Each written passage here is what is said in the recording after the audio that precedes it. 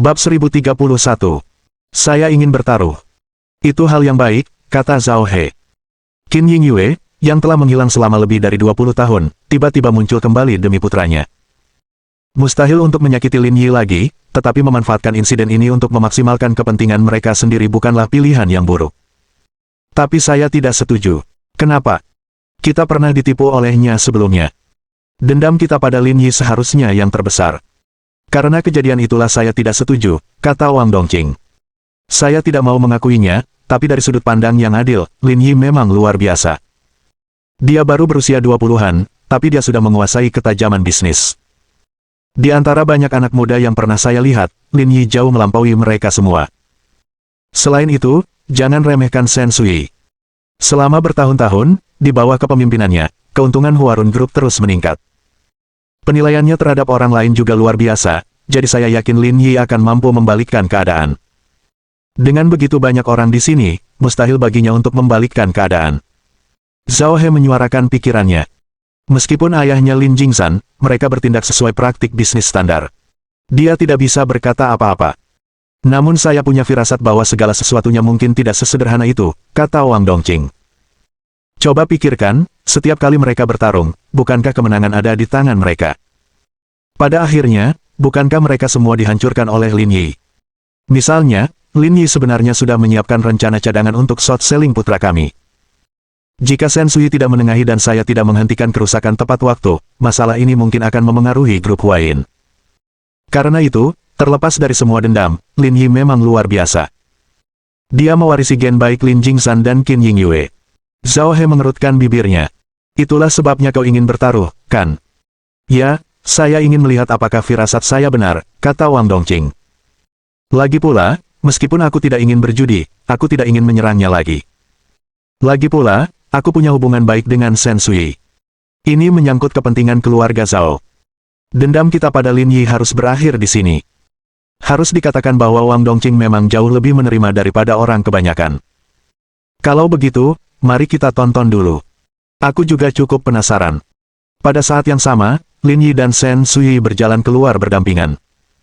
Bibi Shen, apakah Bibi Shen mengalami hambatan dalam bisnisnya? Apa? Kau masih mau membantuku? Tanya Shen Sui. Anda tahu latar belakang Huarun Group. Ada hal-hal tertentu yang bukan sekadar masalah apakah saya mau atau mampu melakukannya. Bibi Shen sangat mendominasi. Kalau kamu di zaman dulu, kamu pasti akan jadi pahlawan wanita. Lin Yi tidak pernah mengagumi siapapun dalam hidupnya. Orang pertama yang dikaguminya adalah Wang Cuiping. Seorang perempuan desa yang hidup sederhana membesarkan puluhan anak. Menurut Lin Yi, orang biasa tidak akan melakukan hal seperti itu. Satu-satunya yang lain adalah Shen Sui. Dia benar-benar wanita yang cerdas. Seolah-olah dia bisa membaca pikiran. Hanya dengan sepatah kata dan tatapan, dia bisa mengetahui pikiran orang lain. Bagi keluarga Liang, bisa menikahi menantu perempuan seperti itu, bisa dikatakan mereka sangat beruntung. Bagaimana dengan keluarga Liang? Di antara orang-orang yang kuhajar, adakah yang bisa mengendalikan keluarga Liang? Shen Sui tanpa sadar menatap Lin Yi, merasakan ada makna tersembunyi di balik kata-katanya. Apakah ada sesuatu yang ingin kau katakan padaku? Lin Yi mengangguk. Ada. Kita bicara di mobil nanti. Ada banyak orang di sini. Shen Sui tanpa sadar mempercepat langkahnya. Ia sangat penasaran dengan apa yang ingin dikatakan Lin Yi kepadanya. Namun, saat dia keluar dari tempat tersebut, Shen Sui menyadari bahwa Han Jinping dan yang lainnya telah berkumpul bersama. Terlebih lagi, mereka memandangnya dengan niat buruk. Karena Shen Sui telah memperkenalkan mereka kepada Lin Yi sebelumnya, Lin Yi mengenali Han Jinlei dan Fu Yahui. Adapun yang lainnya, dia tidak mengenal mereka. Namun, ia dapat menduga bahwa suara itu pasti berasal dari halaman. Kakak ipar. Han Jinlei menghampiri dan berkata, ada yang ingin kami bicarakan dengan Lin Yi. Apa kau keberatan? Tentu saja aku tidak keberatan, kata Shen Sui sambil tersenyum, menyembunyikan gejolak di hatinya. Bicara saja dengannya kalau ada yang ingin kau katakan. Shen Sui tidak berniat meninggalkan Lin Yi sendirian. Ia takut Lin Yi tidak akan bisa memahami situasi dengan baik, jadi ia siap menemaninya. Kita bisa bicara di sini. Han Jinlei menatap Lin Yi. Lin Yi, masalah kita belum selesai, tapi demi kakak iparku, kita tidak berencana untuk melanjutkannya. Namun, seperti kata pepatah, kita bisa menghindari kematian, tapi kita tidak bisa lolos dari hukuman. Kita masih harus membicarakan ini. Lin Yi bingung harus tertawa atau menangis. Dari segi usia, kalian seangkatan dengan Bibi Sen. Bagaimanapun, aku tetap dianggap junior, tapi kalian menunggu penjelasanku di sini.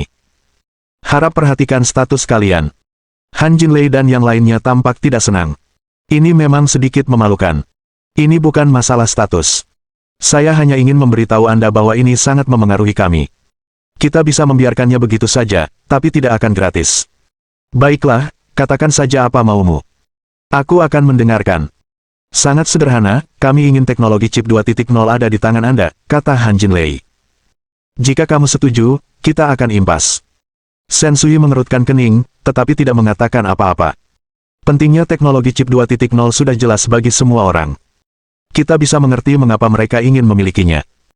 Namun, Shen Sui juga menantikan bagaimana Lin Yi akan menangani masalah ini. Selama dia tidak mengumpat di depan umum, tidak masalah. Kalau tidak, dia akan mempermalukan dirinya sendiri. Saya mengerti kenapa kamu melakukan ini. Kapitalis itu tidak tahu malu. Shen Sui. Dia tanpa sadar mundur. Anak ini benar-benar kejam. Dia bisa dianggap kapitalis. Sebaiknya kau cari tahu siapa yang berdiri di depanmu. Jika kita memutuskan untuk bertindak, grup Wing Yunmu tidak akan bertahan lebih dari sebulan, kata Han Jinlei. Kami tidak mencoba memanfaatkan situasi ini, juga tidak bermaksud mengancam Anda. Kami hanya bertukar syarat, Zhao Guoping menimpali. Jika bukan karena Presiden Shen, siapa tahu kau bisa diizinkan masuk ke tempat ini. Siapa kamu? Lin Yi bertanya langsung, ingin memastikan identitas Zhao Guoping. Zhao Guoping. Apakah kamu kenal Zhao Zhenyu? Dia anakku. Kenapa kau bertanya begitu? Zhao Guoping bingung. Jangan terburu-buru bertanya kenapa. Biar aku jelaskan perlahan. Apa yang ingin kau katakan? Kami tidak ingin kau mencoba bernegosiasi dengan kami, kata Zhao Guoping. Tidak ada negosiasi, jangan khawatir tentang itu. Lin Yi menunjuk Han Jinlei. Kemarin, putranya bersekongkol dengan putramu, Zhao Zhenyu, untuk menyewa seseorang untuk membunuhku, bagaimana menurutmu? Bab 1032. Jadikan ram peliharaan kecilku menjadi dirimu. Apa katamu? Mereka mencoba membunuhmu. Shen Sui adalah orang pertama yang kehilangan ketenangannya. Jika hal seperti itu benar-benar terjadi, itu akan sangat serius. Lin Yi mengangguk. Mereka mengirim seseorang tadi malam. Petik 1. Kata-kata Lin Yi mengejutkan Han Jinlei dan yang lainnya. Mereka tidak pernah menyangka hal seperti itu akan terjadi. Lin Yi, berhentilah memfitnah kami. Han Jinlei dan yang lainnya datang ke sini hanya untuk memeras Lin Yi, jadi mustahil bagi mereka untuk menyerang Lin Yi. Belum lagi keluarga Liang, yang tidak mudah dihadapi, dengan reputasi Lin Jingsan, tidak ada yang berani menyentuh Lin Yi. Apakah aku terlihat sangat bosan? Lin Yi mengeluarkan ponselnya dan mengeluarkan video. Apa yang menyambut mata mereka adalah senapan, diikuti oleh Li Xiqiang. Dalam video, Li Xiqiang menutupi tangannya yang terluka saat dia duduk di tanah, menjelaskan semuanya. Selain videonya, dia juga menulis jaminan bahwa semua yang dia katakan itu benar, jadi Anda tidak perlu meragukan keaslian videonya. Pria itu bahkan membawa senapan. Kebanyakan orang tidak akan melakukan trik seperti itu. Shen Sui menatap Lin Yi dengan ekspresi penuh kesadaran. Baru saat itulah dia mengerti mengapa Lin Yi bertanya apakah ada seseorang yang bisa mengawasi keluarga Liang. Video di tangannya cukup untuk memberikan pukulan fatal bagi orang-orang ini dan keluarga mereka. Hal ini terutama berlaku bagi keluarga Han. Kekuatan mereka cukup untuk melawan keluarga Liang, dan mereka bahkan mulai melampaui mereka. Jika video ini terbongkar, keluarga Han akan lumpuh dan mereka tidak akan berakhir dengan kematian.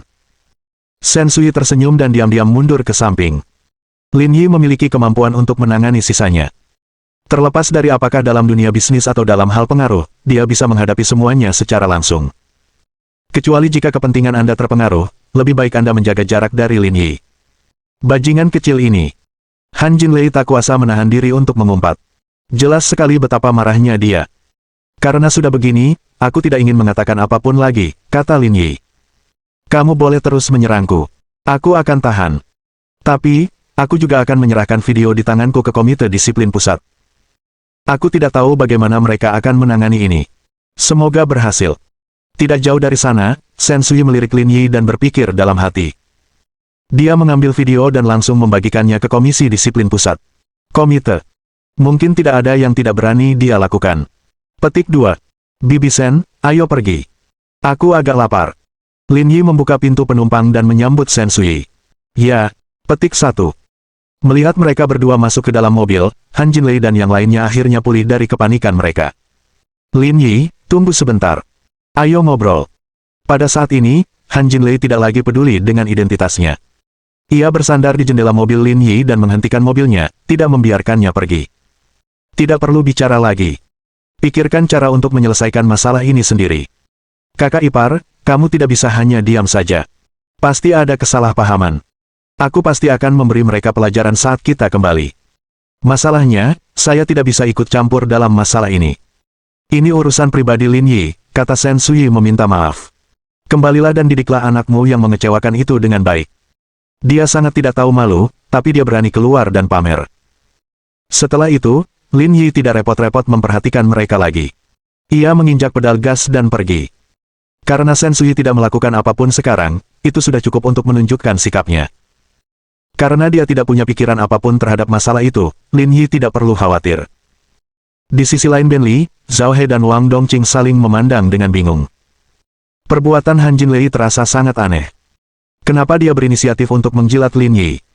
Karena masih ada jarak di antara mereka, keduanya tidak mendengar apa yang dikatakan satu sama lain. Namun, dari tindakan dan ekspresi mereka dapat menduga secara kasar bahwa arah permasalahannya memang berbeda dari apa yang dibayangkannya. Saya merasa ada sesuatu yang tidak beres, kata Wang Dongqing. Dengan status Han Jinlei dan keluarganya, mustahil bagi mereka memperlakukan Lin Yi seperti ini. Mungkinkah karena Shen Sui? Itu tidak mungkin, Wang Dongqing menyuarakan pikirannya. Shen Sui dan keluarga Liang mungkin kuat, tetapi keluarga Han tidak mudah dihadapi. Dia tidak punya kemampuan untuk menggoyahkan orang-orang ini. Kalau tidak, Qin Yingyue tidak akan muncul di rumah sakit malam itu. Lagi pula, lihat di mana Han Jinlei berdiri tadi. Dia jelas sedang berbicara dengan Lin Yi. Situasinya tidak baik. Maksudmu, Han Jinlei dan yang lainnya gagal? Itu mungkin saja. Lagi pula, ini akan menimbulkan keributan besar, kata Wang Dongqing sambil tersenyum. Saya 80% yakin saya melakukannya dengan benar. Zhao He mengerutkan kening. Aku penasaran. Apa yang dilakukan Lin Yi untuk menekan Han Jinlei? Tidak tahu, kata Wang Dongqing. Tidak ada yang bisa menebak apa yang dipikirkannya. Setelah meninggalkan tempat tersebut, Lin Yi mengirim Shen Sui ke Huarun Corporation. Berikan aku videonya, kata Shen Sui. Kamu mungkin tidak bisa menangani masalah ini dengan baik. Apa yang terjadi tadi malam melibatkan 5 keluarga. Jaringan listrik di antara mereka rumit. Bahkan jika Lin Yi benar-benar melaporkannya, apakah pihak berwenang akan menanganinya masih menjadi masalah. Kalau para petinggi bisa menangani kelima keluarga itu secara tuntas, tentu tidak akan ada masalah. Namun, jika mereka tidak menanganinya secara tuntas, Lin Yi lah yang akan berada dalam bahaya. Oleh karena itu, ia harus mempertimbangkan untung ruginya sebelum mengambil keputusan. Lin Yi mengangguk dan tidak mengatakan apapun. Shen Sui selalu teliti dalam pekerjaannya, dan dia bukan tipe orang yang berhati lembut. Tentu lebih baik membiarkan dia menangani masalah ini daripada menanganinya sendiri. Dia bahkan mungkin menikmati beberapa manfaat yang tak terduga. Oleh karena itu, menyerahkannya padanya adalah pilihan terbaik. Lin Yi telah menambahkan Shen Sui di WeChat sejak lama dan mengirimkan videonya melalui aplikasi. Saya masih ada urusan di perusahaan, jadi saya tidak akan menemani Anda sore ini. Kalau ada masalah lagi, hubungi saya saja. Terima kasih, Bibi Shen. Setelah beberapa patah kata lagi, mereka berdua melanjutkan urusan masing-masing. Lin Yi menemukan tempat parkir kosong, memarkir mobilnya, dan menelepon Liang Ruoxu. Apakah rapatnya sudah selesai? Aku akan kembali ke Zonghai, kapan kamu berangkat? Lin Yi mengangguk. Kamu berangkat pagi-pagi sekali. Urusanku di sini sudah selesai. Nggak ada gunanya lagi tinggal di sini. Kalau begitu aku akan berkemas sekarang. Ayo jemput aku. Dengan itu, Lin Yi pergi ke rumah Liang Ruoxu. Setelah menjemputnya, mereka berdua pergi makan siang sederhana sebelum berkendara ke bandara. Mereka baru tiba di Zonghai pukul 5 sore. Apa yang akan kamu lakukan nanti? Setelah turun dari pesawat, Liang Ruoxu bertanya. Aku agak lapar. Aku mau makan sesuatu. Bukankah kamu baru saja makan sebelum naik pesawat? Apa kamu lapar sekarang? Tanya Liang Ruoxu. Apa kamu babi? Jika kau terus pamer, aku akan menyuruh hewan peliharaanku untuk menidurimu. Aku salah, oke. Makan malam ini aku yang tanggung. Liang Ruoxu sangat marah sehingga dia tidak tahu harus tertawa atau menangis. Dia benar-benar takut Lin Yi akan mengirim anak babinya untuk mengejarnya. Bab 1033. Idola otaku. Malam itu, mereka berdua pergi makan bersama. Makanannya cukup romantis, membuat Liang Ruoksu merasa seperti sedang berkencan. Setelah makan malam, ketika Lin Yi kembali ke rumah, dia mendapati lampu sudah menyala terang. Karena dia telah memberitahu Ji Qingyan bahwa dia akan kembali hari ini, Ji Qingyan telah kembali ke pavilion Jiushu dari rumahnya sendiri. Melihat Lin Yi kembali, Ji Qingyan menghampirinya.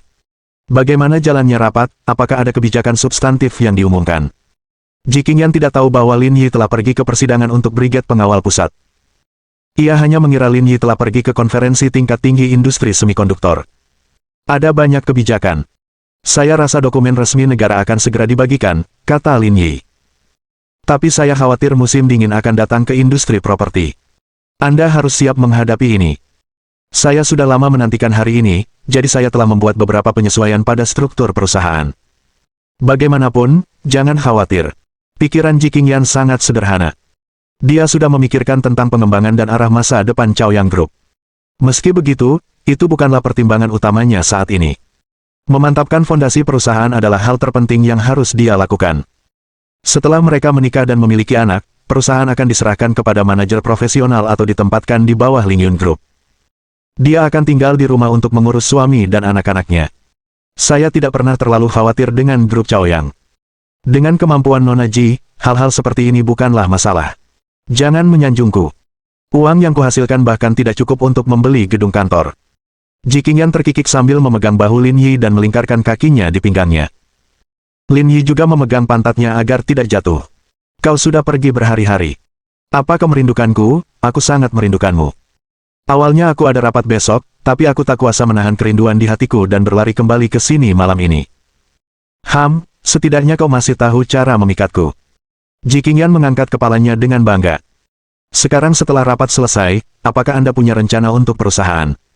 Saya akan menunggu dan melihat bagaimana kebijakan disusun, dengan fokus utama pada mesin fotolitografi, kata Lin Yi. Lagi pula, saya sudah menyelesaikan rencana saya di industri semikonduktor. Tidak perlu mempersiapkan diri untuk memasukinya. Saya hanya perlu menunggu dan melihat seberapa menguntungkan kebijakannya nanti. Kenapa kamu punya visi ke depan yang begitu bagus? Aku nggak percaya kamu sudah mengambil langkah strategis di industri semikonduktor. Itu hanya kebetulan. Aku tidak akan seberuntung itu di masa depan, Lin Yi tersenyum. Mengapa? Karena aku sudah menggunakan semua keberuntunganku untuk bertemu denganmu. Aku akan sial di masa depan. Ji Qingyan tertawa terbahak-bahak. Ia tak lagi peduli dengan citranya di rumah. Kamu benar-benar tahu cara berbicara. Tentu saja, pada malam hari, mereka berdua tinggal di ruang tamu sebentar sebelum kembali beristirahat. Keesokan paginya, mereka berdua berkendara ke perusahaan secara terpisah. Qi Xianzhao dan He Yuan sudah menunggu Lin Yi di kantor. Bagaimana keadaan perusahaan akhir-akhir ini? Tanya Lin Yi. Dia berencana untuk memahami situasi perusahaan terlebih dahulu sebelum menceritakan kepada mereka berdua tentang pertemuan itu. Proyek fotolitografi berjalan sangat lancar. Sejauh ini, tidak ada kendala berarti dalam perjalanan bisnis. Qi Xianzhao berkata, Presiden Tian telah mendapatkan pijakan di Meiguo. Sebuah perusahaan baru telah didirikan, dan rencana pengadaan global sedang dilaksanakan selangkah demi selangkah. Lin Yi menatap He Yuan. Bagaimana dengan Longxin? Gelombang pertama ponsel sudah terjual habis, tapi ada masalah besar, kata He Yuan. Masih banyak masalah dalam pengembangan ekosistem. Banyak aplikasi yang tidak kompatibel, banyak sekali masalah dengan layar hijau, mesin yang mati, dan sebagainya. Hal ini telah memengaruhi reputasi merek sampai batas tertentu. Lalu, apakah ada gelombang pengembalian? Bukan itu masalahnya, sebagian besar pengguna memiliki pengalaman yang baik dan telah memberikan banyak saran yang relevan, kata He Yuan. Lagi pula, kartu VIP yang kami berikan bukan cuma pamer. Lagi pula, kami memasangkannya dengan ponsel seharga 999 yuan yang menawarkan spesifikasi terbaik. Karena keunggulan ini, bahkan ketika ada yang salah, tak seorang pun akan segan-segan untuk memperbaikinya. Kedua, peramban yang dikembangkan sendiri oleh Mei Mobile tidak membatasi konten apapun. Peramban ini telah menjadi perangkat menonton film terbaik generasi baru. Karena itu, netizen mulai berspekulasi bahwa bos di balik Mei Mobile kemungkinan besar adalah mantan pemilik Kuaibo, Wang Xin. Citra Anda di hati para otaku langsung meningkat. Lin Yi tidak tahu harus tertawa atau menangis. Ia tidak menyangka trik-trik keren yang mereka berempat kembangkan di restoran akan benar-benar berhasil. Soal ponsel, kalian bisa mengadakan pertemuan lagi untuk membahas sistem operasi seluler yang baru. Pengembangannya penting untuk dilanjutkan. Anda bisa membahas hal-hal terkait jumlah investasi dalam rapat. Jangan takut mengeluarkan uang, tetapi sebaiknya hindari menawarkan kartu co-branding. Kelangkaan meningkatkan nilai, dan saya masih perlu mengandalkan aspek ini untuk membangun reputasi merek. Mengerti? Beberapa hari terakhir, saya pergi ke Yanjing untuk rapat. Industri semikonduktor akan menjadi industri yang sedang berkembang pesat. Oleh karena itu, tujuan strategis perusahaan selanjutnya adalah menghentikan semua pemain lain yang bersiap memasuki dan mengganggu pasar. Saya ingin menghabisi mereka sebelum mereka benar-benar terjun. Bukankah ini terlalu berisiko? Tanya Qi Xianzhao. Mustahil bagi para petinggi untuk hanya berdiam diri dan menyaksikan Lingyun Group mendominasi dan memonopoli negara. Jangan khawatir, aku sudah menemukan payung. Kalian berdua bisa melakukan apapun yang kalian mau. Tidak perlu terlalu banyak keraguan. Mengerti, Presiden Lin? Keduanya menjawab serempak, keduanya sedikit bersemangat. He Yuan merasa senang bertemu dengan bos seperti Lin Yi. Dia bisa memikirkan banyak hal ke depan. Orang-orang di bawahnya hanya perlu melakukan pekerjaan mereka. Dengan seseorang yang mendukung Anda bisa bersikap tidak bermoral. Setelah memberikan instruksi, Lin Yi melaju ke desa kebahagiaan. Pengumpan otomatis dan pakan babi yang dibelinya sebelumnya telah tiba sejak lama. Akhirnya, dia tidak perlu memberi makan babi itu sendiri. Setelah mengambil barang-barangnya, ia kembali ke desa kebahagiaan. Lin Yi melihat penduduk desa sedang sibuk. Rumah kaca dan kebun sayurnya dapat ditanami terlebih dahulu, tetapi lahan pertanian yang luas hanya dapat dirawat setelah cuaca lebih hangat. Bahkan pintu rumah Yao tua di sebelahnya tertutup rapat. Tidak ada tanda-tanda kehidupan dimanapun. Mereka pasti sedang pergi menggarap lahan mereka. Sekembalinya ke rumah, Lin Yi menyadari bahwa kebun sayurnya tumbuh subur. Tanahnya tidak kering sama sekali, yang berarti tetangganya pasti membantunya menyiram kebun sayur. Semakin lama seseorang tinggal di kota besar, semakin ia dapat menghargai keaslian gerakan tersebut. Lin Yi menghabiskan cukup lama di tepi kandang babi sebelum akhirnya selesai memasang pengumpan otomatis. Ia mengujinya, dan hasilnya lumayan. Setelah selesai dengan itu, Lin Yi pergi ke rumah kacanya. Di sini pun sama. Beberapa hari terakhir, saat ia tidak ada, tetangganya juga datang membantu menyiram tanaman. Yang membuat Lin Yi puas adalah buah itu tumbuh dengan sangat baik. Buahnya bahkan sudah mulai berbuah, tetapi masih agak mentah. Belum waktunya untuk dipetik. Tapi pertumbuhan seperti itu sudah sangat bagus. Dilihat dari musim saat ini, pertumbuhannya setidaknya 1 bulan lebih cepat dibandingkan rumah tangga lain. Dalam 2 bulan lagi, buah itu akan matang sepenuhnya. Kecepatan ini dapat dikatakan sangat mengesankan. Lin Yi juga tahu bahwa ini semua berkat tanah emas dan ramuan peningkat kehidupan. Ini karena buah-buahan berbeda dari sayuran lainnya. Siklus pertumbuhannya sangat panjang. Tanpa peningkatan kedua benda ini, pemandangan di depannya tidak akan pernah ada. Meskipun situasi di rumah kaca baik, namun ada juga awan gelap di sana. Bukankah gulmanya tumbuh terlalu tinggi? Sistem, kau tak bisa bedakan kawan dan lawan. Kenapa kau juga memelihara rumput liar? Bab 1034.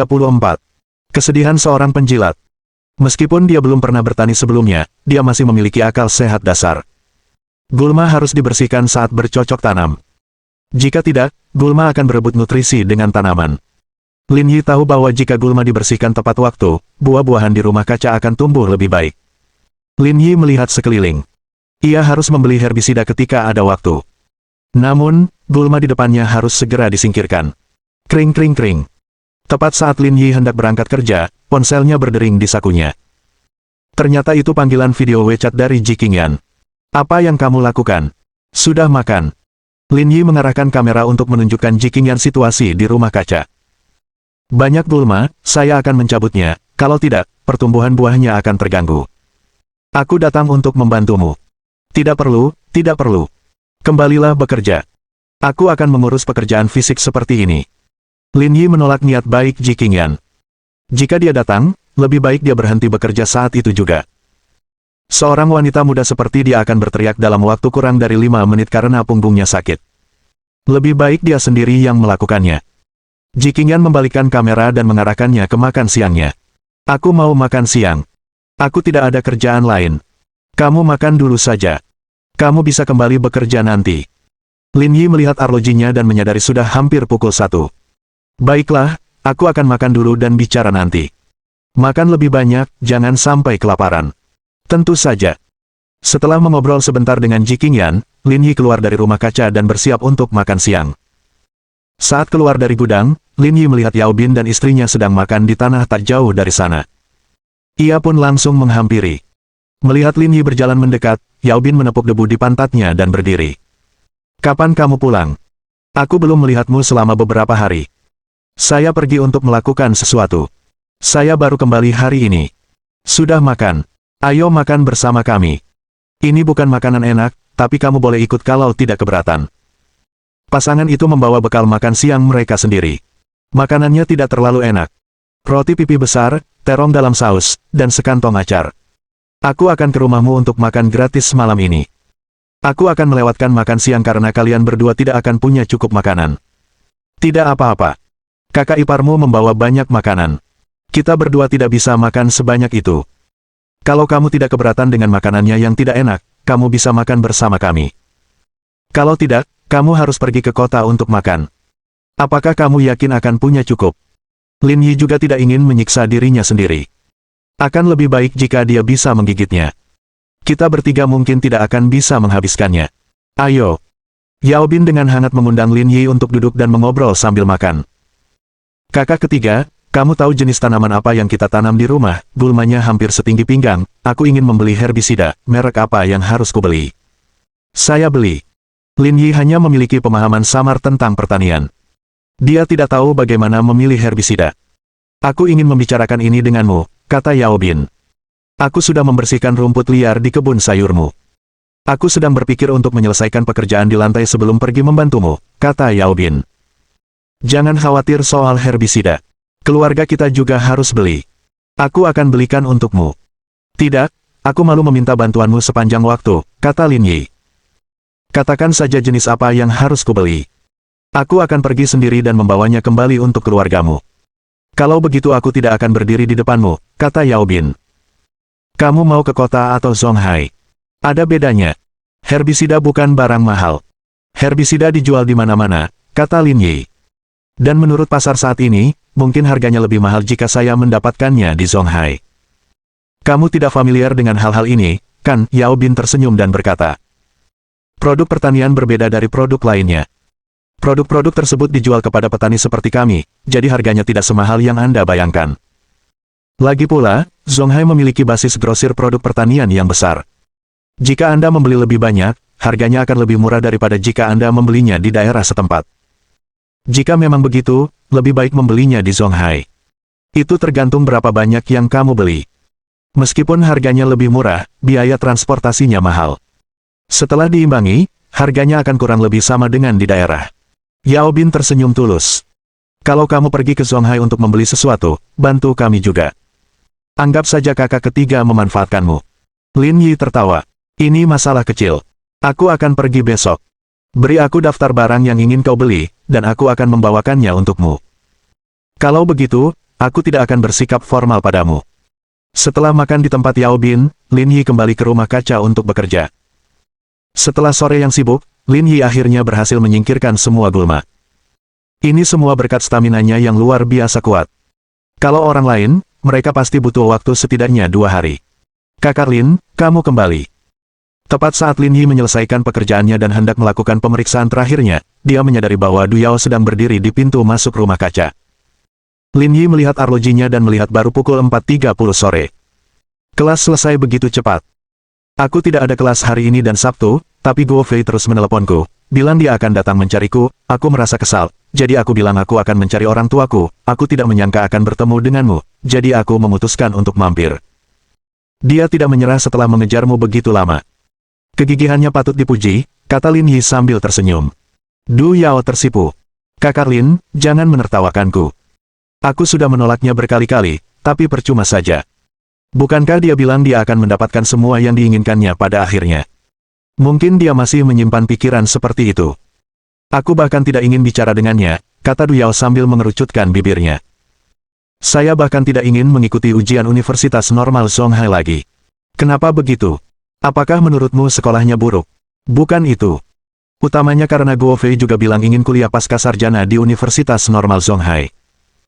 Kalau kami benar-benar masuk universitas yang sama, aku harus berhadapan dengannya selama 2 tahun ke depan. Aku jadi kehilangan motivasi kalau memikirkan itu. Kesedihan seorang penjilat. Sudahlah, jangan bicarakan dia, kata Du Yao. Kak Lin, bagaimana kabarmu di rumah kaca ini? Tumbuhnya terlalu subur. Lihat semangka itu. Ukurannya sudah sebesar bola voli. Mungkin akan siap dalam 1 atau 2 bulan. Saya hanya melakukan hal-hal acak. Saya tidak tahu kenapa itu terjadi. Tapi ada banyak gulma di rumah kacamu.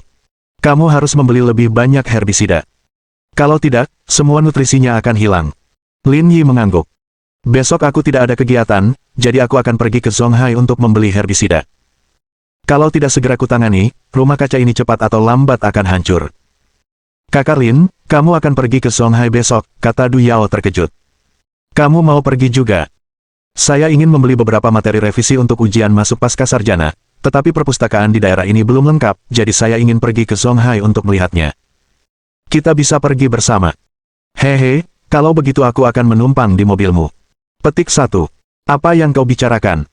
Lagi pula, ini sedang dalam perjalanan untukku. Setelah berbicara, Lin Yi mulai bekerja, bersiap untuk membuang rumput liar keluar. Dengan begitu, pekerjaan hari itu dianggap selesai. Akan tetapi, saat dia baru saja selesai, dia melihat Guo Fei berlari kecil dari kejauhan. Yao, bukankah kamu bilang akan membantu orang tuamu? Kenapa kamu masih di sini? Bab 1035. Hubungan paman keponakan. Melihat Guo Fei, Du Yao merasa sedikit canggung. Rasanya tidak enak berbohong dan ketahuan. Kakak Lin punya banyak pekerjaan di sini, jadi aku datang untuk membantu. Guo Fei melirik Lin Yi dengan permusuhan yang jelas. Lin Yi tiba-tiba merasa bahwa Guo Fei cukup menarik. Dia bukan orang jahat, tapi agak pemalu. Kalau terjadi apa-apa, dia pasti akan mencari ayahnya. Dia sebenarnya tidak punya kekurangan lain. Jika itu orang biasa, mereka mungkin akan menemukan seseorang untuk dikalahkan. Lin Yi bangun. Saya dengar dari Anda dan guru-guru lain kemarin bahwa kalian ingin pergi ke Zonghai untuk membeli beberapa materi pelajaran. Karena saya tidak ada kegiatan besok, saya bisa mengantar kalian ke sana, kata Guo Fei. Tapi kalau kamu tidak ada kegiatan lain, kita bisa pergi sekarang. Aku akan menyetir lebih cepat. Aku bisa sampai di Zonghai sekitar jam 6. Ayo kita jadi turis di sana. Jauh lebih menarik daripada Yang Cheng. Aku baru saja bilang ke kakak Lin, dan dia juga mau ke Zonghai. Aku mau naik mobilnya. Apa dia tidak ada urusan? Kamu hanya membeli buku. Mungkin itu akan menyita banyak waktunya. Bagaimana kalau kamu ikut aku? Aku akan mengantarmu ke sana, kata Guo Fei. Kebetulan aku juga perlu membeli beberapa bahan revisi. Kita berdua bisa belajar bersama. Aku tidak akan merepotkanmu. Bensinnya pasti mahal. Tidak apa-apa. Mobil saya punya mode ekonomi yang bagus. Biaya perjalanan ke Zonghai tidak akan mahal, kata Guo Fei. Lagi pula, dengan kondisi keluargaku, kami tidak kekurangan bensin sedikit pun. Kalau berangkat sekarang, kami juga bisa melihat pemandangan malam Zonghai. Mendengar ini, Du Yao sedikit tergoda. Karena kondisi keluarganya, ia belum pernah pergi kemanapun kecuali Yang Cheng. Ia sangat menantikan untuk pergi ke Zonghai. Aku sudah berjanji pada kakak Lin, jadi aku tidak akan pergi bersamamu. Kenapa kau mengingatkanku? Lin Yi tersenyum. Itu lumayan. Aku tidak punya banyak kegiatan di malam hari, jadi aku bisa kembali ke Zonghai lebih awal. Aku bisa tidur lebih lama besok dan tidak perlu bangun pagi. Guo Fei menatap Lin Yi dengan waspada. Apa maksudmu? Apa kau berencana bermalam di luar bersama Yao? Apa yang kau pikirkan? Lihat apa yang kamu katakan. Saat kamu mengajaknya keluar, kamu tidak perlu memikirkan di mana harus menginap. Aku tidak seburuk kamu. Aku akan pesan 2 kamar terpisah. Lin Yi hampir tertawa terbahak-bahak. Siapa yang bilang begitu? Kenapa kau pikir aku sudah memesan kamar? Guo Fei terdiam. Baik dari segi kecerdasan maupun IQ, Lin Yi benar-benar mengalahkannya. Percakapan mereka membuat Du Yao merasa malu. Kakak Lin, apakah kamu akan pergi sekarang? Aku sedang memikirkannya. Tidak ada yang bisa dilakukan di rumah, jadi tidak masalah di mana aku tinggal, kata Lin Yi. Sebaiknya kita mencari tempat tinggal yang lebih nyaman. Petik 1. Baiklah, aku harus memberitahu ibuku dulu. Aku khawatir dia tidak akan mengizinkanku pergi bersamamu. Kalau kamu mau pergi sendiri sama aku, ibumu nggak akan mengizinkan, tapi kalau kamu berhasil mengajak yang lain ikut, orang tuamu mungkin akan lebih santai. Du Yao menatap Guo Fei dengan penuh arti. Sebuah alat baru akan segera lahir. Saya punya rekan kerja lain. Dia juga teman sekelas saya. Saya mengajaknya ikut. Apakah keluarganya juga dari desa Huanxi? Tidak, keluarganya berasal dari daerah itu, tetapi mereka tidak dapat menemukan tempat magang, jadi mereka meminta saya untuk membawanya ke sini, kata Du Yao. Jika kita membawanya, semuanya akan baik-baik saja. Baiklah, pergilah dan atur semuanya. Aku akan kembali dan bersiap, lalu menjemputmu di rumahmu. Setelah menyelesaikan urusan mereka, keduanya kembali ke rumah masing-masing. Adapun Guo Fei, dia mengikuti Du Yao dan menunjukkan semangat menjilatnya sepenuhnya. Lin Yi membawa peralatan itu pulang dan melihat ke sebelah. Yao Bin dan istrinya belum kembali. Karena itu, dia menelepon Yao Bin. Dia memintanya untuk memotret barang-barang yang ingin dibeli dan mengirimkannya. Dengan begitu, dia tidak akan menunda perjalanannya ke Songhai. Sebelum pergi, Lin Yi memeriksa kembali lokasi pengumpan waktu dan kamera. Bahkan jika terjadi sesuatu yang tidak terduga, ia bisa memeriksa situasi di sini dengan ponselnya. Dia dapat dianggap sebagai peternak babi nomor 1 di desa kebahagiaan. 10 menit kemudian, Lin Yi berkendara ke rumah Du Yao. Namun, ketika mereka keluar, dia melihat keluarga Du Yao yang beranggotakan 3 orang. Kak Hai, kita nggak akan jalan-jalan jauh. Lihat deh kamu dan kakak ipar. Kenapa kau terlihat seperti ingin mengusir kami? Saudara Hai yang dibicarakan Lin Yi bernama Du Dahai, ayah Du Yao. Mereka memiliki hubungan yang baik dan saling menyapa ketika bertemu. Selain untuk sekolah, aku belum pernah membiarkannya bepergian jauh. Bagaimana mungkin aku tidak merindukannya ketika dia tiba-tiba bilang mau ke Songhai? Jangan khawatir, kami tidak akan membiarkannya menderita. Kamu dan kakak ipar bisa tenang. Pokoknya, aku serahkan dia padamu. Jaga putriku baik-baik. Itu bukan masalah. Setelah mengobrol sebentar, Du Yao masuk ke mobil Lin Yi dengan malu dan melaju menuju kota. Guo Fei mengikutinya dari belakang dengan raut wajah muram, bagaikan seorang janda yang ditindas. Kak Lin, nama teman sekelasku Fang Fei. Ada gedung merah di belakang toko serba ada.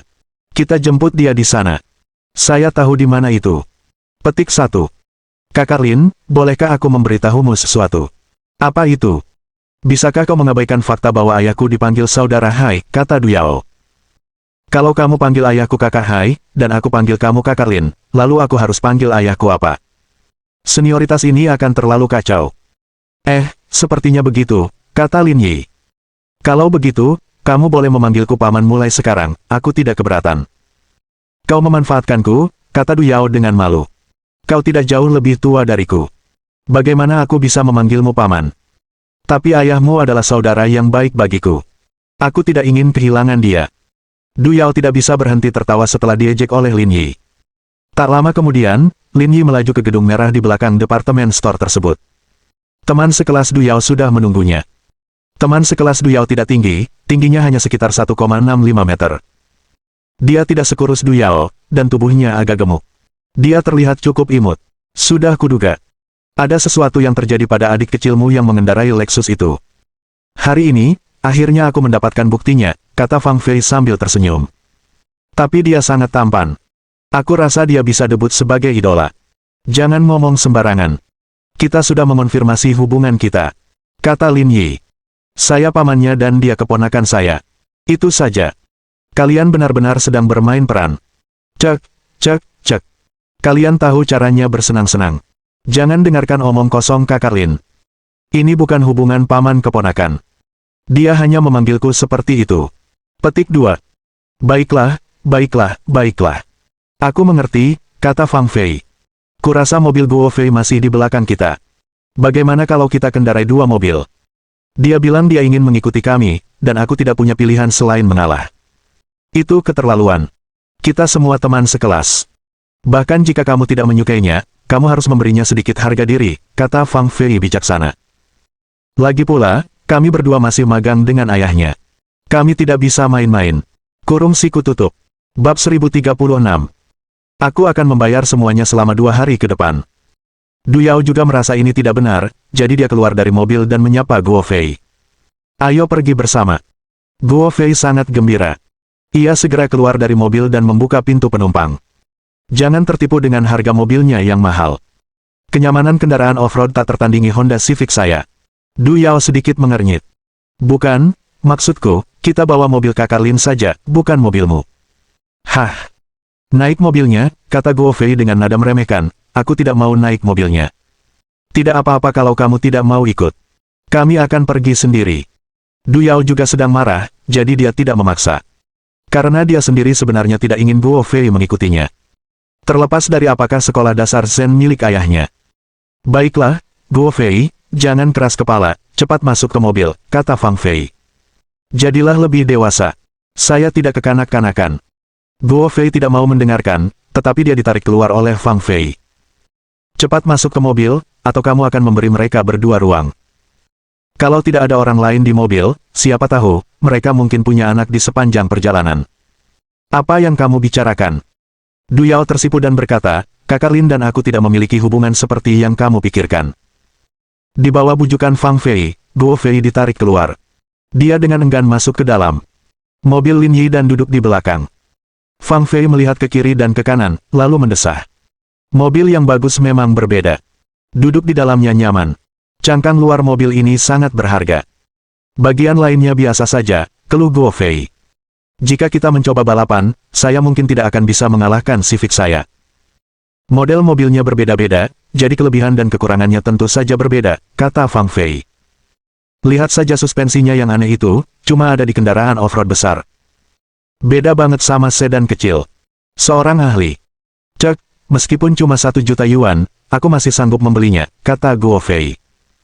Aku cuma nggak mau pamer kekayaanku. Nanti kalau sudah sampai Zonghai, aku akan siapkan tempat makan buat kalian. Kalian bisa pilih makanan yang paling enak. Tidak perlu. Kami bukan orang luar. Saya sudah beberapa kali ke Zonghai. Harga barang-barang di sana tidak mahal, kata Guo Fei. Lagi pula, kondisi keluarga kami tidak buruk. Meskipun Zonghai kota besar, kami bisa berbelanja dengan leluasa di sana. Meskipun kepala sekolah dasar di kota itu tidak terlalu mencolok, ia tetap menerima dana yang cukup besar setiap tahun. Oleh karena itu, ada juga beberapa pendapatan yang masih abu-abu. Kamu yakin itu tidak mahal? Meskipun kekayaan bersihnya mencapai ratusan miliar, Lin Yi masih merasa bahwa konsumsi Zonghai agak konyol.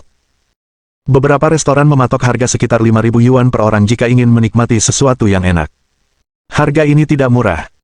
Kota tetangga Yangcheng juga sangat maju, tetapi dalam hal konsumsi, harganya jauh lebih murah daripada Zonghai. Sangat sulit untuk tinggal di Zonghai tanpa keterampilan apapun. Memang tidak tinggi, kata Guo Fei dengan tenang. Minggu lalu, ayah saya mengajak saya ke sebuah pertemuan di Zonghai.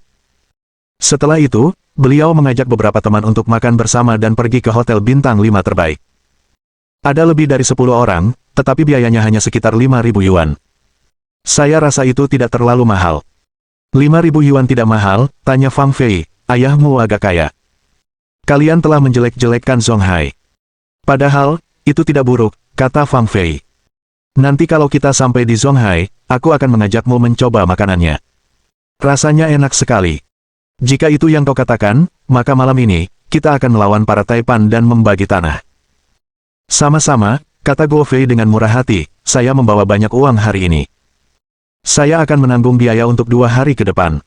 Terima kasih, Tuan Muda Guo. Saya tidak akan berbasa-basi, kata Lin Yi sambil tersenyum. Cepat kendarai mobilmu, kata Guo Fei. Begitu sampai di Zonghai, pergilah ke lokasi yang akan kuceritakan kepadamu. Aku jamin itu akan memperluas wawasanmu. Jangan. Bukankah kamu bilang akan mentraktir kami makan? Kita harus pilih tempatnya. Meskipun kamu dari Zonghai, tempat yang kamu pilih pasti tidak sebagus tempatku, kata Guo Fei. Juga, jangan selalu pamer pakai mobil. Belajarlah dariku. Pakai saja Civic sebagai alat transportasi. Apa kau tidak mengerti prinsip untuk tidak memamerkan kekayaanmu? Aku sudah belajar dari kesalahanku. Lin Yi tersenyum. Aku akan berhati-hati di masa depan. Baiklah, cepatlah dan mengemudi. Guo Fei kembali memasang wajah datarnya saat ia berbaring di kursi belakang. Ia berkata dengan santai. Kamu boleh pilih apa saja yang mau kamu makan, tapi percayalah, kesempatan bagus ini hanya datang karena kamu keluar bersama Yao Yao. Kamu harus memanfaatkannya. Kamu tidak akan punya kesempatan lagi di masa depan. Tidak masalah. Aku tidak bisa melakukan apa-apa lagi, tapi aku bisa makan. Guo Fei menatap Lin Yi dengan jijik dan mengumpat dalam hatinya. Dia sepertinya belum melihat dunia. Dia mungkin tinggal di ujung Zonghai. Dia pasti membeli mobil ini dengan pinjaman. Untungnya, aku mengikutinya. Kalau tidak, Yao Yao pasti mudah tertipu olehnya. Setelah berkendara sekitar 40 menit, mereka berempat tiba di Zonghai. Du Yao dan Fang Fei terpesona saat melihat tingkat pesta pora di Zonghai. Ini pertama kalinya mereka ke Zonghai. Dibandingkan dengan Yang Cheng, rasanya berbeda. Di Yang Cheng, orang masih bisa merasakan aura dunia fana. Namun, di Zonghai, mereka merasa dikelilingi oleh kaum bangsawan. Sepertinya semua orang berjalan dengan kepala tegak. Langkah kaki mereka tergesa-gesa, dan tak seorang pun berani menatap mereka secara langsung. Meskipun Yang Cheng juga sangat maju, saya merasa masih ada kesenjangan tertentu antara kota itu dan Zonghai, kata Fang Fei sambil menunjuk orang-orang di luar. Aura mereka sangat menakutkan. Itu sudah pasti. Ini ibu kota ekonomi Huaxia, peringkat pertama dalam hal PDB total. Jelas ada kesenjangan antara kedua negara bagian itu, kata Guo Fei seolah menunjuk gunung. Tempat kami berada adalah pantai luar Zonghai. Tempat itu dianggap cukup makmur. Saya lihat ada mobil sport di pinggir jalan. Lexus kita tidak ada apa-apanya dibandingkan mereka. Itu sudah pasti. Kemakmuran Zonghai bukan hanya untuk pamer, kata Guo Fei. Musim dingin lalu, saya datang ke sini untuk membeli mantel. Modelnya biasa saja, tapi harganya tetap lebih dari 3.000 yuan. Harganya setara dengan gaji bulanan para pekerja kerah putih itu. Hanya orang kaya sepertimu yang berani menghabiskan uang sebanyak itu, bahkan jika aku membeli. Mantel seharga 300 yuan, hatiku akan sakit untuk waktu yang lama. Makanya kamu harus lebih berhati-hati. Kamu tidak bisa hanya melihat sesuatu di permukaan. Jangan berpikir Civic seharga 100.000 yuan itu sudah cukup untukku. Kenyataannya, masih ada yang lebih berharga di kantongku. Du Yao mengerutkan bibirnya. Guo Fei terlalu menyebalkan. Bukankah dia jelas-jelas sedang membicarakan kakak Lin? Kalau saja dia tahu lebih awal, dia tidak akan mengizinkannya masuk ke mobil. Dia hanya tahu cara menggigit tangan yang memberinya makan. Lin Yi, apa kamu memilih tempat yang bagus? Mereka mungkin agak lapar. Guo Fei seperti seorang bos, yang memberi perintah. Ya, saya sedang menyetir ke sana. Saya akan segera sampai, kata Lin Yi sambil tersenyum. Baiklah, cepatlah dan pergi. Aku juga agak lapar. Sekitar 10 menit kemudian, Lin Yi memarkir mobilnya di Western Suburb nomor 5 dan membuka sabuk pengamannya. Ayo pergi. Kita sudah sampai. Bab 1037. Pinggiran barat nomor 5 tidak buruk. Akhirnya, waktunya makan. Aku lapar sekali, padahal aku tidak punya dada, kata Fang Fei acuh tak acuh.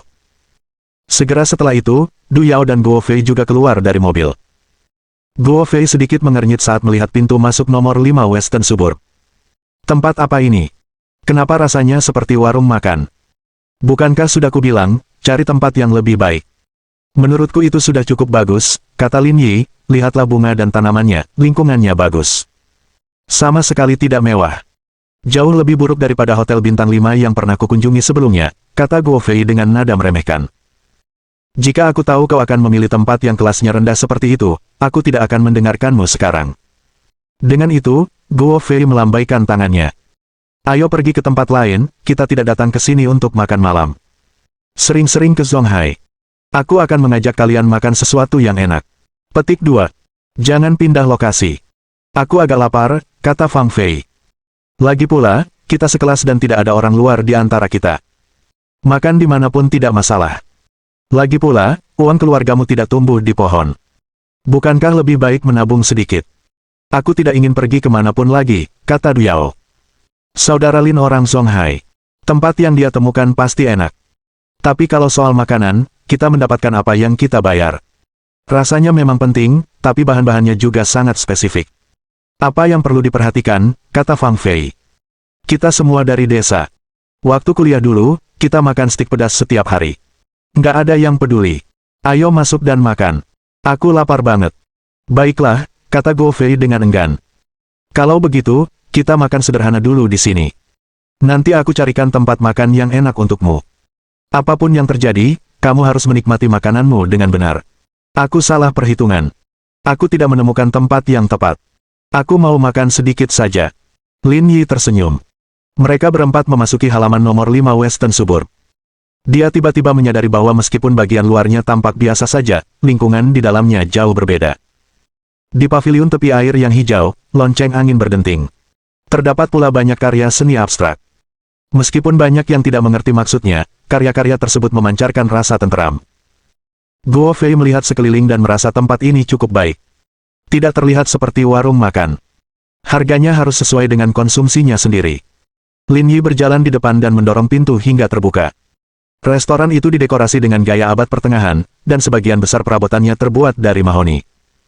Meski tidak memiliki nuansa modern, setiap detail memancarkan aura elegan. Ada 8 meja di lantai pertama, 5 di antaranya terisi. Tempat ini benar-benar unik. Fang Fei melihat sekeliling. Aku belum pernah melihat desain seperti ini di toko lain. Kelihatannya lumayan. Setidaknya, ini bukan warung makan. Kita makan saja di sini. Guo Fei dengan santai menarik kursi, tampak sangat berwibawa. Selamat malam, Tuan dan Nyonya. Ini menunya. Mau makan apa? Pelayan itu menghampiri sambil membungkukkan badan. Pelayanannya sangat baik. Guo Fei menunjuk Du Yao dan Fang Fei. Wanita duluan. Biarkan mereka memesan. Pelayan itu sangat bijaksana dan memberikan menu kepada Du Yao dan Fang Fei. Jelaslah bahwa Guo Fei adalah orang yang akan membayar tagihannya, jadi dia harus mendengarkannya. Mereka berdua mengambil menu dan meliriknya. Tangan dan ekspresi wajah mereka langsung membeku. Mereka merasa mata mereka sedang mempermainkan mereka. Hidangan termahal yang harganya lebih dari 10.000 yuan. Yang termurah harganya tidak kurang dari 200 yuan. Restoran macam apa ini? Itu terlalu mahal. Mereka berdua memandanginya lama sekali, tetapi tidak tahu harus berbuat apa. Bukankah makanan ini harganya lebih dari 10.000 yuan? Guo Fei, kurasa kita harus pergi ke tempat lain, kata Fang Fei. Kenapa harus pindah tempat? Kalian berdua tidak lapar, kan? Guo Fei menyilangkan kaki dan bersandar di kursinya. Pesan saja apapun yang ingin kau makan. Jangan berbasa-basi denganku. Tapi barang-barang di sana agak mahal. Lupakan saja. Kita kan bukan orang luar. Saya bahkan pernah makan di hotel bintang 5 sebelumnya, dan menurut saya harganya tidak mahal. Seberapa mahal sih restoran sekecil itu? Tapi hidangan termurah di sini harganya lebih dari 200 yuan. Harganya agak mahal. Yang termurah lebih dari 200. Guo Fei Dian tak bisa diam lagi. Harga ini memang tidak murah.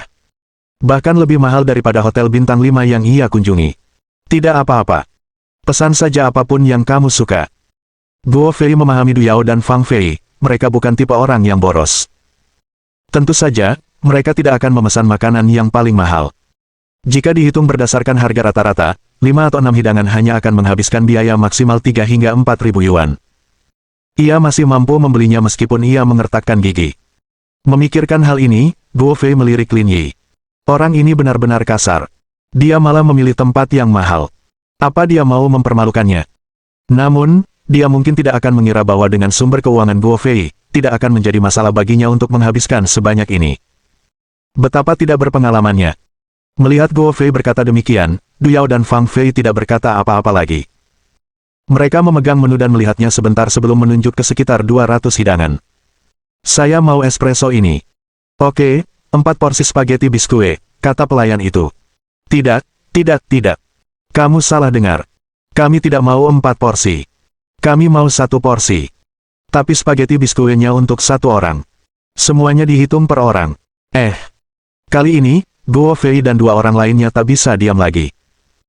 Mereka belum memesan apapun lagi, dan memesan 4 porsi sup saja sudah menghabiskan 1.000 yuan. Kalau bahan makanan pokok lainnya juga disertakan, bukankah harganya akan selangit? Kalau begitu, kita pesan 4. Guo Fei sudah bilang dia akan mentraktir kita malam ini. Dia bahkan bilang kita bisa pesan apa saja. Kita tidak perlu berhemat untuknya. Lin Yi mengambil menu dan berkata, 4 porsi sake dan setengah kepala abalon, daging cincang, bebek asin, bunga rubar liar, dan 2 pangsit sup kepiting untuk hidangan utama. Nasi goreng dengan kecap, 2 gelas jus jeruk segar, dan 2 gelas kokas. Petik 1. Baik, Pak. Mohon tunggu sebentar. Pelayan itu menyimpan menu dan berbalik untuk pergi. Suasana di meja pun menjadi tenang. Saudara Lin, bukankah harganya agak mahal? Setengah abalon yang baru saja Anda pesan harganya lebih dari 10.000 yuan per porsi. 4 porsi harganya lebih dari 50.000 yuan, bisik Du Yao. Aku tidak bisa berbuat apa-apa. Guo Fei tidak suka tempat seperti ini. Aku harus memesan makanan mahal untuk menebusnya. Bagaimana kalau dia tidak suka pesananku? Lin Yi tersenyum dan menatap Guo Fei. Harganya seharusnya pas. Meskipun tidak sesuai dengan tingkat konsumsimu, seharusnya tidak jauh lebih buruk, kan? Wajah Guo Fei berganti antara merah dan putih, bahkan tubuhnya gemetar. Kali ini, dia membawa lebih dari 10.000 yuan. Belum lagi membayar makanan ini, dia mungkin bahkan tidak mampu membeli setengah dari hidangan itu. Brengsek. Dia bertanya-tanya apakah dia bisa menggunakan Alipay milik keluarganya untuk membayar nanti. Kalau tidak, dia mungkin tidak akan mampu membelinya. Tempatnya lumayan. Bab 1038. Bisakah saya menggunakan Alipay Huabei? Seleramu masih yang terbaik. Rakyat jelata seperti kami sungguh tak bisa dibandingkan denganmu, kata Lin Yi. Tapi lagi pula, meskipun hidangan mereka biasa saja, anggurnya lumayan. Semuanya anggur merah yang sudah disimpan lebih dari 10 tahun. Tunggu aku pesan sebotol. Jangan, kata Guo Fei buru-buru. Kamu masih harus menyetir nanti. Jangan pesan anggur. Aku tidak bisa minum, tapi kamu bisa. Lin Yi berkata, kita di sini, dan kamu yang menghabiskan uangnya. Aku harus membuatmu bahagia. Dengan baik. Guo Fei bergumam, kalau kamu nggak mau minum, aku juga nggak ada gunanya minum. Aku nggak mau minum apa-apa. Baiklah, kita minum sedikit hari ini. Ya. Minum saja sudah cukup. Duduk di kursi, Guo Fei merasa seperti sedang duduk di atas kesemutan. Memikirkan tagihan yang selangit nantinya, dia ingin mati saja. Yao, lihat tempat ini. Lingkungan luarnya tidak terlalu bagus, tapi harganya sangat mahal, bisik Fang Fei. Lagi pula, ini Zonghai. Semuanya mahal, kata Du Yao. Penghasilan orang tua saya selama setahun hanya cukup untuk makan di sini. Lagi pula, ini pertama kalinya saya makan di restoran yang harganya dihitung per orang. 3 restoran berbintang Michelin semuanya seperti ini. Mereka sedikit lebih spesifik daripada restoran biasa. Jadi ini restoran legendaris berbintang 3 Michelin. Fang Fei terkejut. Dalam novel, saya selalu melihat CEO yang dominan mengajak tokoh utama wanitanya makan di 3 restoran berbintang Michelin. Saya tidak menyangka akan melihatnya hari ini. Kita harus berterima kasih kepada Guo Fei untuk ini. Tanpa kemurahan hatinya, kita tidak akan sampai di tempat sebaik ini. Itu benar. Petik 1. Fang Fei tersenyum pada Guo Fei. Teman sekelas, terima kasih telah membawa kami ke sini untuk melihat dunia. Guo Fei memaksakan senyum, namun senyumnya tampak lebih buruk daripada tangisan. Ini masalah kecil. Jangan dimasukkan ke hati. Aku belum pernah ke tempat ini sebelumnya. Sekarang saat yang tepat untuk mencobanya. Setelah makan ini, aku bisa kembali dan membanggakan semua orang bahwa aku sudah makan 3 porsi. Restoran berbintang Michelin. Petik 2. Saat mereka asyik mengobrol, pelayan datang membawakan hidangan satu persatu. Du Yao dan Fang Fei kagum dengan bandul yang indah dan desain yang unik. Ayo, cobain. Aku agak lapar. Saat berbicara, Lin Yi menggerakkan sumpitnya terlebih dahulu. Ya ampun, abalon ini terlalu besar. Hampir sebesar kepalan tanganku, seru Fang Fei. Itu memang pantas untuk harganya. Lagi pula, harganya lebih dari 10.000 yuan per buah. Kalau tidak cukup besar, pasti tidak ada yang mau memakannya. Awalnya Guo Fei ingin mencoba rasa abalon berkepala tunggal ini, tetapi setelah mendengar harganya yang lebih dari 10.000 yuan, ia langsung terpana. Dia tidak bisa makan sedikit pun dan bahkan merasa sedikit mual.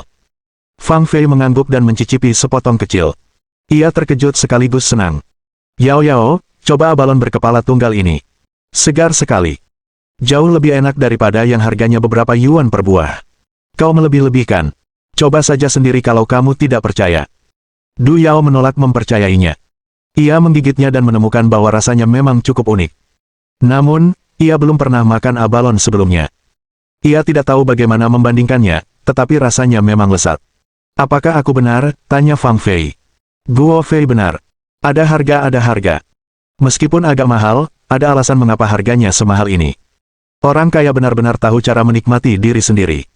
Saya belum pernah melihat yang sebesar ini sebelumnya. Jika kamu menyukainya, aku akan memesan 2 lagi. Tidak perlu, kan, kata Guo Fei. Nafsu makanku sedang tidak enak. Aku belum makan sesuap pun. Kenapa kalian tidak memakannya saja? Bukankah kamu bilang kamu lapar tadi? Kenapa kamu tiba-tiba kehilangan nafsu makan? Entahlah, aku kenapa. Tiba-tiba aku kehilangan nafsu makan. Makan saja porsiku. Guo Fei tentu saja ingin memakan makanan enak seperti itu. Akan tetapi, ketika ia memikirkan uang puluhan ribu yuan itu, ia merasa ingin mati saja. Tidak mungkin bagi keluarga Guan dan teman-temannya untuk mengeluarkan begitu banyak uang untuk membantu. Dia hanya bisa berdoa agar restoran ini menerima Alipay Huabeo. Kalau begitu, aku tidak akan bersikap formal padamu. Tidak, sama-sama. Kalian makan saja. Guo Fei tidak lagi berminat memperhatikan makanan. Ia mengambil ponselnya dan membuka Alipay. Ketika menyadari batasnya hanya 45.000 yuan, pandangannya langsung gelap.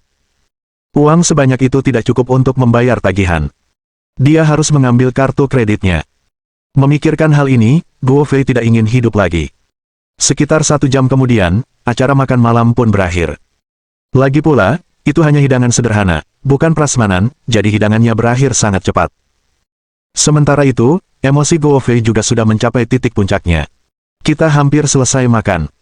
Ayo cari tempat menginap agar kita bisa bangun pagi besok, kata Lin Yi sambil berdiri. Tunggu aku di luar dulu. Aku akan mencari kalian setelah aku bayar. Makanan ini sepertinya agak mahal. Aku masih punya 2.000 yuan di sini. Aku akan menggantinya, kata Fang Fei. Saya juga punya 3.500 yuan, kata Du Yao. Tidak perlu. Kata Guo Fei, kita sudah sepakat aku akan mentraktirmu hari ini. Bagaimana aku bisa membiarkanmu menghabiskan uang? Tunggu saja aku di luar. Benarkah? Kalau begitu, kami tidak akan bersikap formal padamu. Dengan itu, Du Yao dan Fang Fei membawa tas mereka dan berjalan keluar bersama Lin Yi. Saat menyaksikan mereka bertiga pergi, beberapa gambaran terlintas di benak Guo Fei. Jika dia tidak menggunakan Alipay Huabei, berapa banyak piring yang harus dia cuci agar orang lain mau mengganti makanannya? Guo Fei mengumpat. Tak ada yang bisa disalahkan atas semua ini. Ia hanya bisa menyalahkan dirinya sendiri karena terlalu sok. Pelayan, panggil Guo Fei. Halo, Tuan. Ada yang bisa saya bantu? Berapa harga meja kita? Totalnya 89.632 yuan, dibulatkan menjadi 89.600 yuan. Itu. Wajah Guo Fei memerah. Aku ingin bertanya sesuatu. Apa itu? Katakan padaku. Apakah Anda menerima Alipay Huabei? Pelayan itu tertegun. Tuan, apa yang Anda katakan? Alipay Huabei. Ya, saya akan membayar dengan kode QR. Guo Fei berpura-pura tenang dan berkata, saya sedang terburu-buru saat keluar, jadi saya tidak membawa uang tunai sebanyak itu. Pak, begini. Orang yang tadi duduk di meja Anda sudah membayar. Dibayar, ya, benar. Petik 1. Saya mengerti. Suasana hati Guo Fei bagaikan roller coaster. Dia tidak pernah menyangka Lin Yi akan membayar uang itu secara diam-diam.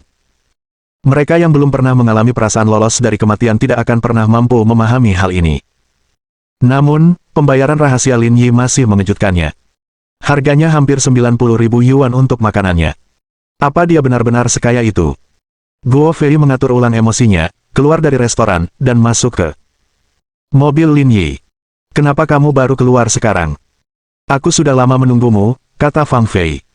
Aku pergi ke toilet, jadi aku terlambat, kata Guo Fei. Lin Yi, kamu benar-benar hebat. Kita sudah sepakat aku yang bayar, jadi kenapa kamu yang bayar? Bab 1039. Maaf, aku benar-benar punya uang. Totalnya hampir 90.000 yuan. Kamu yakin mau bayar sendiri? Lin Yi tersenyum dan bertanya. Kamu selalu bisa mentransfer uangnya kembali kepadaku. Kamu menghabiskan lebih dari 80.000 yuan untukku. Hatiku sakit ketika memikirkan ini. Du Yao dan Fang Fei tidak berbicara dan menunggu Guo Fei mentransfer uang. Lagi pula, dia bilang kalau makanan ini tanggungannya dia. Tatapan Guo Fei sedikit mengelak. Semua uang saya ada di kartu saya. Saya tidak bisa mentransfernya kepada Anda. Biar saya tarik dulu. Ayo pergi ke bank, kata Lin Yi, kita masih butuh uang untuk membayar akomodasi. Gimana? Kamu yang bayar makanannya, jadi aku yang bayar hotelnya. Dengan begitu, kita impas. Tunggu, bukannya kamu bilang semua pengeluaran kita di Zonghai ditanggung kamu? Apa aku harus bayar sebagian? Batuk, batuk, batuk.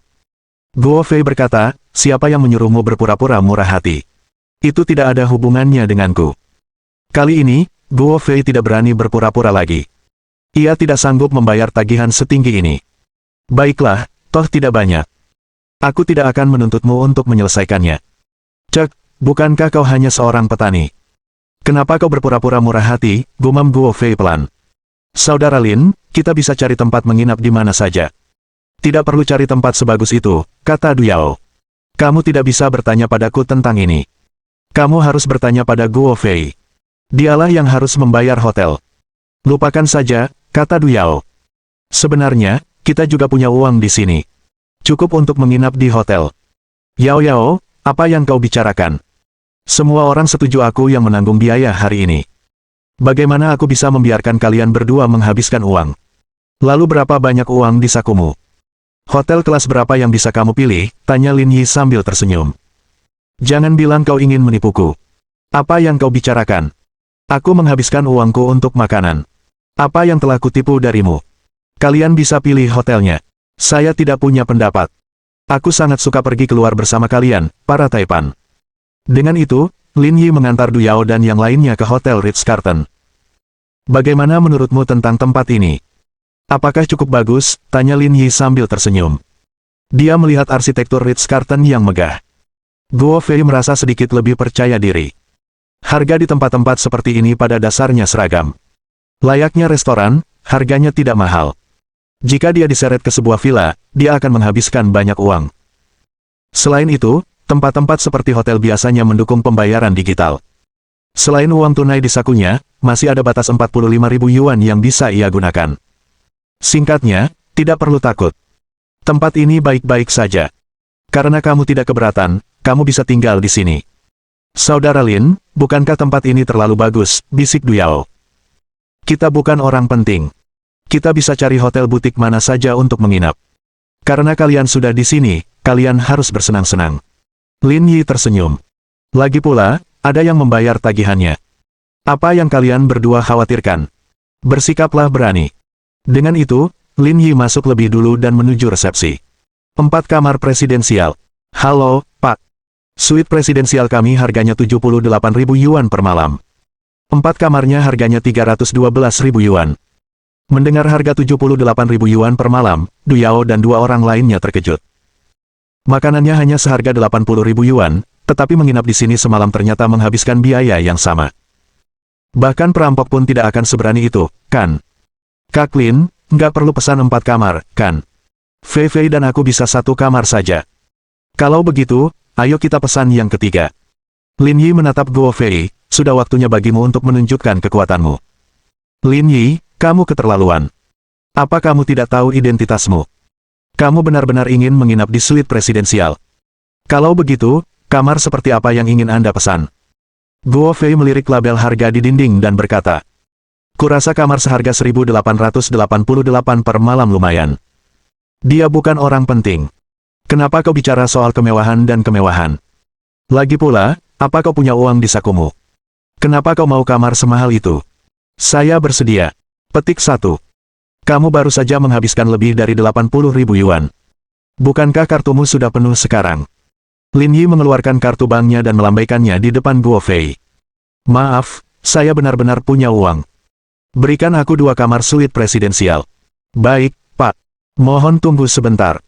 Tak lama kemudian, pelayan di konter menyerahkan kartu kamar kepada Lin Yi. Ayo kita kembali tidur.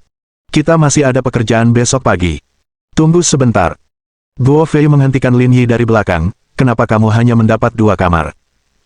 Kamu tidak mau menginap di kamar 1.888 yuan. Aku tidak terbiasa dengan kamar standar, jadi aku tidak mau menginap denganmu. Dengan itu, mereka bertiga langsung berjalan menuju lift. Guo Fei tercengang di tempat. Sesampainya di suite presidensial di lantai atas, Lin Yi menyerahkan kartu kamar kepada Du Yao. Kembalilah dan istirahatlah. Telepon aku besok pagi. Kakak Lin, kali ini kami membuatmu menghabiskan banyak uang. Awalnya, Du Yao ingin menghabiskan waktu bersama Lin Yi kali ini, jadi dia akan mentraktirnya makan atau menghabiskan uang untuk akomodasi. Akan tetapi, dia tidak mampu membeli semua itu, jadi dia merasa sedikit menyesal. Aku tidak punya banyak uang. Kembalilah dan istirahatlah. Ya, ya. Terima kasih, Saudara Lin. Setelah kembali ke kamarnya, Lin Yi mandi dan mengobrol sebentar dengan Ji Qingyan. Setelah mengucapkan selamat malam, ia bermain game dengan Chen Yan hingga larut malam sebelum tidur. Keesokan paginya, setelah Lin Yi mandi dan berpakaian, dia pergi ke sebelah untuk mencari Du Yao dan menyadari bahwa mereka bertiga telah menunggu lama. Saat bertemu Lin Yi lagi, sikap Guo Fei menjadi jauh lebih baik.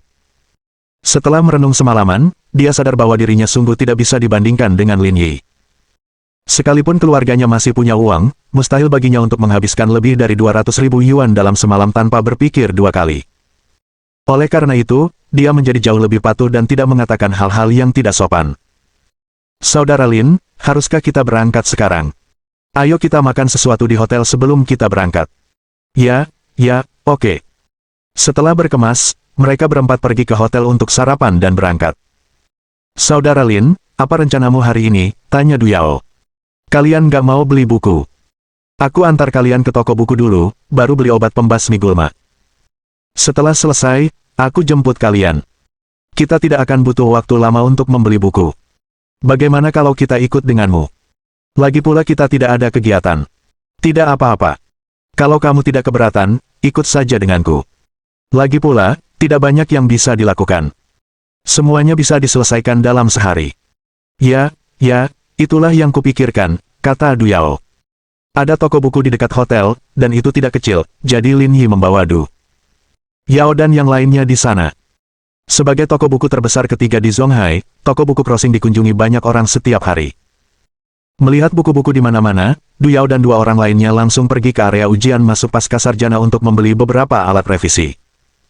Lin Yi merasa bosan, jadi dia melihat sekeliling dan mengambil buku berjudul Fisika Perangkat Semikonduktor. Kakak Lin, apakah kamu belajar komputer di universitas? Tanya Du Yao penasaran. Bab 1040. Keluarga Wang telah bergerak. Pemasaran perguruan tinggi, kata Lin Yi. Tapi aku cukup tertarik dengan topik ini. Pilih saja bukumu sendiri. Jangan khawatirkan aku. Oke, aku mengerti. Lin Yi mengambil buku itu dan membolak-baliknya. Ia mendapati isinya sangat mendasar dan kurang praktis, jadi ia mengembalikannya. Kemudian, ia mengeluarkan buku berjudul Chip Design NPK Ging dan membacanya dengan penuh minat. Saat ini, meskipun mesin litografi akan segera tersedia, bukan berarti Huaxia mampu memproduksi chip kelas atas. Hal ini karena proses produksi juga melibatkan rantai industri hulu dan hilir. Desain dan pengemasan chip merupakan dua faktor terpenting. Pada titik ini, Lingyun Group belum memiliki kapasitas untuk menangani hal-hal ini. Mereka perlu melihat apakah beberapa perusahaan yang telah mereka investasi dapat mengejar ketertinggalan dari teknologi asing dalam jangka pendek. Ini akan menjadi faktor kunci keberhasilan. Karena bosan, Lin Yi mengambil beberapa buku lagi tentang desain dan pengemasan chip dan membacanya dengan serius. Ini memakan waktu lebih dari setengah jam. Pada saat ini, Lin Yi melihat sosok yang dikenalnya. Tidak kusangka aku akan bertemu denganmu di sini. Yang dilihat Lin Yi tidak lain adalah mantan pacar He Yuan, Qiu Sucheng. Namun, Qiu Sucheng tidak melihat Lin Yi. Bahkan jika mereka berdua bertemu, Qiu Sucheng mungkin tidak menyadari bahwa Lin Yi adalah bosnya. Ini karena dia hanya pernah mendengar nama Lin Yi dan hanya pernah melihatnya sekali di foto. Dia belum pernah melihatnya secara langsung. Kalaupun mereka bertemu sekarang, akan sulit untuk langsung mengenalinya. Lin Yi tidak punya perasaan terhadap Qiu Sucheng. Meskipun dia memiliki sejarah yang tak tertahankan dengan He Yuan, itu semua sudah berlalu. Lagi pula, kemampuannya sendiri memang luar biasa, jadi tidak ada alasan untuk memecatnya. Lagi pula, mereka semua adalah orang-orang yang bisa berguna baginya. Jika dia dipecat, akan sangat sulit menemukan kandidat yang cocok untuk menggantikannya. Lin Yi mengira ia akan membeli buku tentang semikonduktor atau komputer, tetapi yang mengejutkannya, ia malah membeli buku pelajaran bahasa Inggris profesional dan bahasa Jepang harian. Orang ini benar-benar pekerja keras dan tekun belajar. Karena mereka tidak memiliki interaksi apapun selain hubungan atasan dan bawahan, Lin Yi mengabaikan Qiu Sucheng dan terus menghabiskan waktu dengan buku-buku komputernya. Lebih dari 1 jam kemudian, Du Yao dan 2 orang lainnya menemukan Lin Yi sambil membawa lebih dari 10 buku. Kakak Lin, kita sudah selesai. Kita bisa pergi sekarang. Setelah mereka bertiga membayar, mereka masuk ke mobil satu persatu. Lin Yi mengikuti alamat di GPS dan melaju menuju pasar petani di pinggiran kota. Sebagai daerah pesisir, daerah ini juga merupakan pasar pertanian terbesar di daerah tersebut.